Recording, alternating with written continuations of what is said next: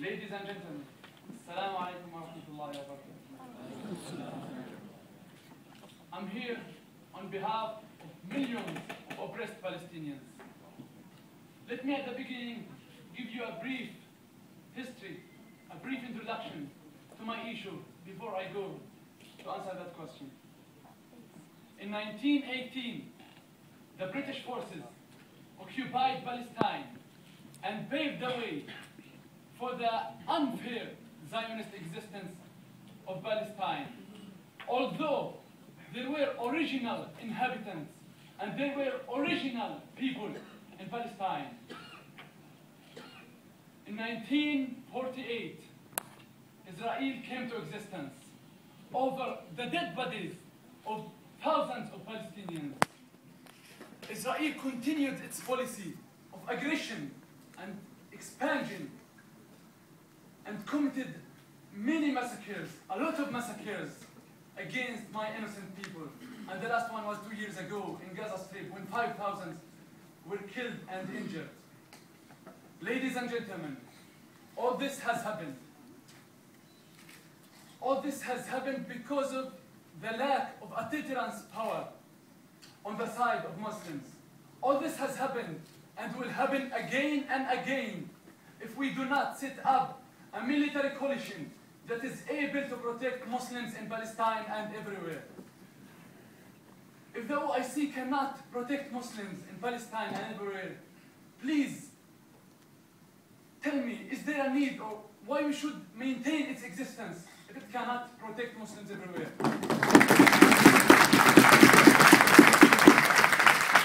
Ladies and gentlemen, let me remind you with the reason behind the establishment of the OIC. OIC was established in 1969, as the brother said at the beginning, as a response to the burning of Al-Aqsa Mosque. And I want to tell you that Al-Aqsa Mosque and all the holy places in Palestine are still violated until this moment. Honorable delegates of Palestine, you have 15 seconds. I have finished my speech, but I think, brothers and sisters, ladies and gentlemen, I think it is time for actions, not speeches.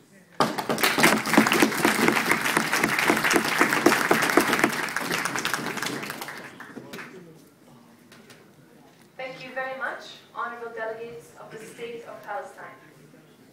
And now, we would like to welcome the honorable delegates of the United States of America.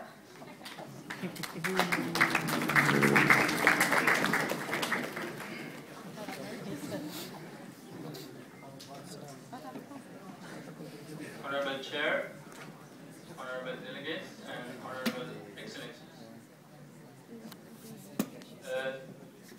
Nowadays, we can see some conflicts all over the world, and let's remind each other that the United States of America always tried to restore peace and stability and harmony all over the world. And our concern is not only Christians, our concern is not only Buddhists or Muslims, our concern is all human beings all over the world. And we try to make sure that human rights, individual liberty and equality is everywhere, and the people are living in stability. So, based on the United States foreign policy and our people's contribution, tonight, I'm going to oppose this motion. And we believe, the United States government, we believe that creating such coalition will further, creating such coalition will further divide the world in two parts. And as far as we have NATO and International Security Council, which they have the full capacity in order to tackle with such problem. And as you know, nowadays, United States of America, European Union, and all those countries who think for this world and they want people to live in a good life, we try our best all over the world. Under the NATO, we have PRTs, Prevention Reconstruction Team, which we do a lot on infrastructure, education, and cultural affairs, besides our peacekeeping military action. So, once again, because of our contribution in the world, we believe that such coalition should not be... Honorable delegates of the United States of America, you have 5 seconds. To have such coalition from who has become the members in this world. So once again, we're going to oppose this motion and say that OIC members should not have such coalition forces. Thank you very much, Honorable Chair. Thank you very much, Honorable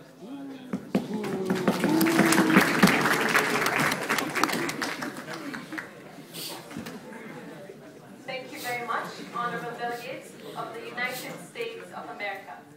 And now, we would like to welcome the honorable delegates of the Islamic Republic of Iran.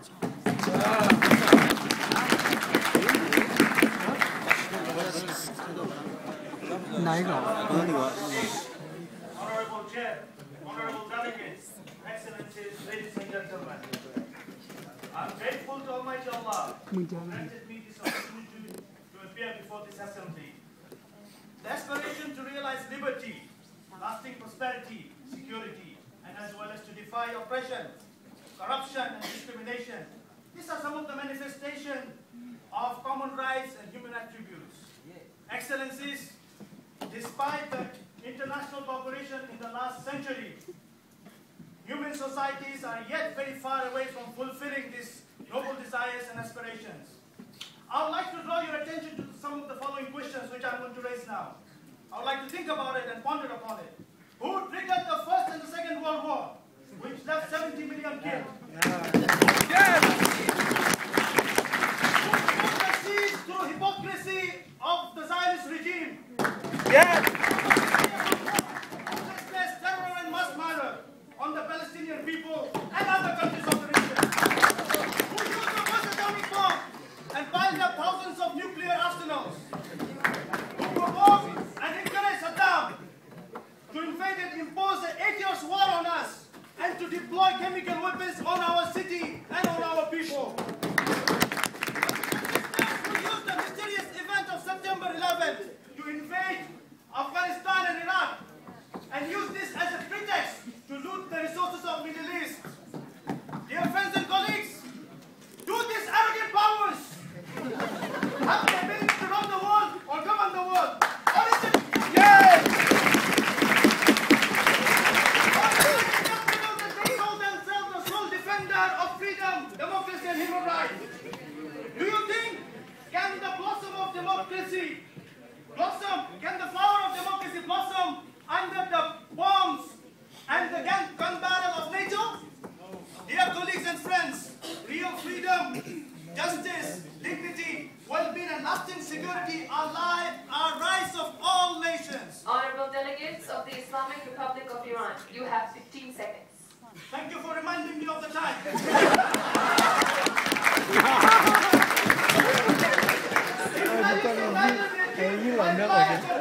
World governments or through intervention of foreign arrogant powers or through the gun barrels of NATO forces, this value can only be realized through recognition of each other's rights, through harmony and cooperation.